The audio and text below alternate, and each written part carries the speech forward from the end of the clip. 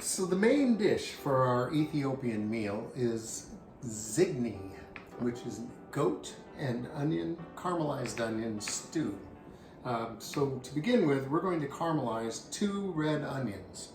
I have 3 tablespoons of our Niter Kibbeh. I really don't know how to pronounce that. I think ghee works a lot I couldn't better. get anything to tell me.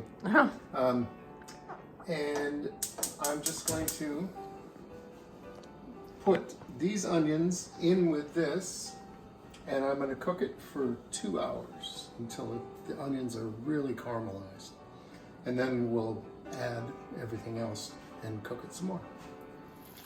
So here's how it looks after 1 hour.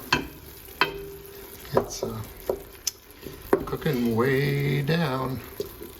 Another hour and we'll have our caramelized onions. Okay, so 2 hours of cooking, and you can see this is just, it's cooked down and it's really delightfully caramelized. It's still not sticking to the pan very much. It's beginning to just a little. So we're going to go in with 1.5 tablespoons of ginger and a big noise, 1.5 tablespoons of garlic, and we're going to cook this for another 10 minutes.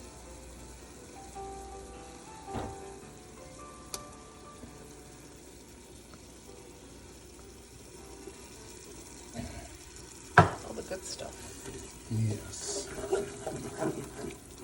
So yeah, we'll give this 10 minutes to kind of cook that garlic and ginger a little bit, and then we'll be ready to add some more flavors.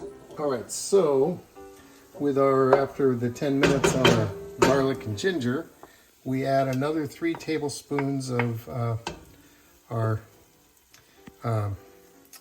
ghee, Niter Kibbeh or whatever, and 1 tablespoon of our Berbere.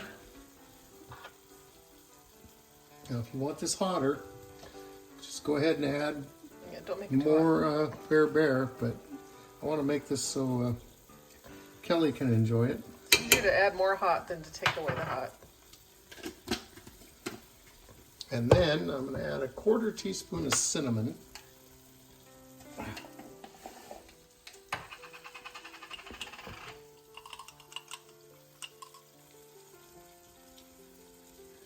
And just a pinch of nutmeg. I'm going to stir this around, cook it for another 10 minutes. And we'll be back. Stir, stir.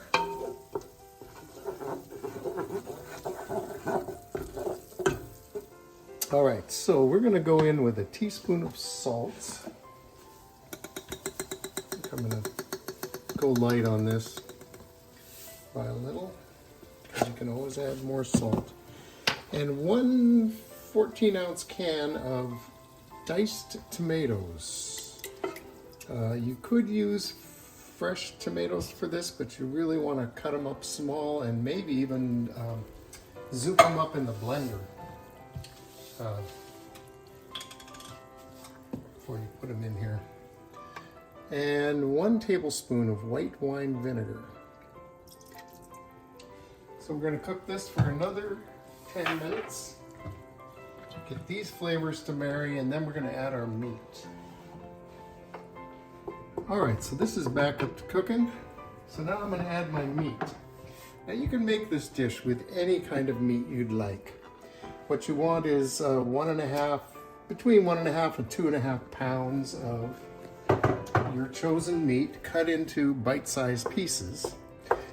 We had some goat meat in the freezer that needed to get used, so we're making this the traditional way with goat meat. It can also be made with cow meat. You can make it with chicken, pork. Take your pick. I was just reading an article about goats in Ethiopia, and there are something like want to say it was like 1.5 billion goats in Ethiopia. That seems like a lot, but I'm pretty sure that's what I think so. I think what they that's were saying. You have a good family if you got some goats. And so goat meat would be very typical. And so that's what we're doing for our dinner. And we're going to let this cook now for probably 90 minutes. And hopefully the goat meat will just be tender by then. With chicken, you would cook it a little less time. Just, you know, keep an eye on it and see when your meat is done and tender. That's when it's done. All right, it's time to dish up our Zigni. It's a loose stew. It has quite a bit of moisture in it, which is good because we're putting it right on top of Injera. And the Injera is going to soak up a lot of moisture. It's the man plate over there. And yeah, look how nicely this came out. Yeah, that's And I have to tell you, this is really tasty. The caramelized onions make it nice and sweet, and it's plenty for mine. it's not overly spicy, so Kelly can eat it.